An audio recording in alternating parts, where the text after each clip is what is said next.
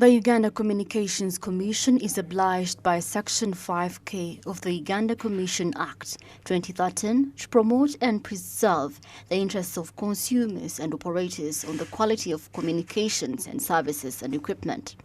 According to Honourable Abubakar Kawadia, the Member of Parliament for North Rubaga South, the government must concentrate on quality control because these phones freely enter the country market, even though the Uganda National Bureau of Standards is constantly reviewing the standards of imports on the market. But first, we need to ask, where do they pass?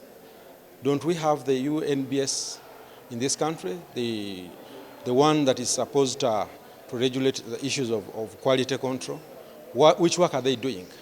Secondly, have they thought about the low-income earners who would also want to know what is transpiring in this world, who would have loved to have access to these funds? Do they know that if you levy high taxes on most of the imports, you restrict locals from accessing and using them? So to me, as a member of Parliament, my call to our colleagues is one. First, most especially to the committee in charge of tourism and trade, we need to have a serious motion in Parliament speaking against the taxes that are being charged, most especially to the business concerning funds in this country. Because we all know there is a lot of fracas that has gone up. You go to URA, most of businesses are actually shutting down. Why? Their phones are being confiscated at URA. However, Stanley Sempija, who imports used and new phones, claims that Ugandans have a weakness of ignorance of the gadgets they spend millions on. So, the main reason there are so many counterfeit gadgets in the country is people have limited knowledge about original products. I think this is a culture within Ugandans. Ugandans don't like to read. Ugandans don't like to research before they buy a product. Personally, there are customers who come here and the first thing they tell you is there are so many counterfeit dealers, but I'm told you're the only authentic dealer.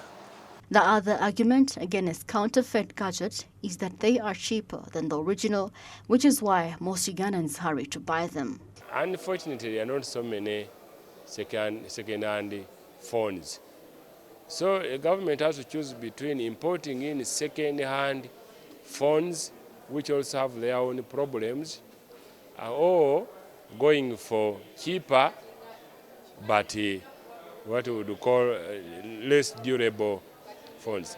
And actually, today, if you go to China, if you go to Malaysia, there are phones specifically produced for Africa, excluding South Africa and maybe some other countries. But unless we start assembling phones here, that's one way how government can actually deal with fake phones.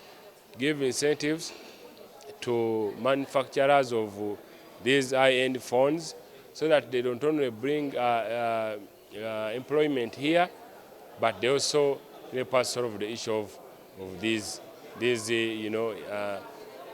phones which are really not durable.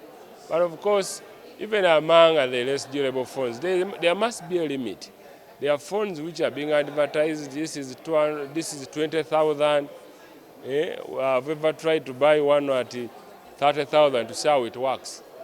And you would speak for 2 minutes and it is hot. So those challenges are there. But people are buying them because of their income levels. So it is a duty of the state to protect those people. One, accessing information. Communication is now a right. Therefore, if everyone is to go for iPhones, Samsung, they will not manage.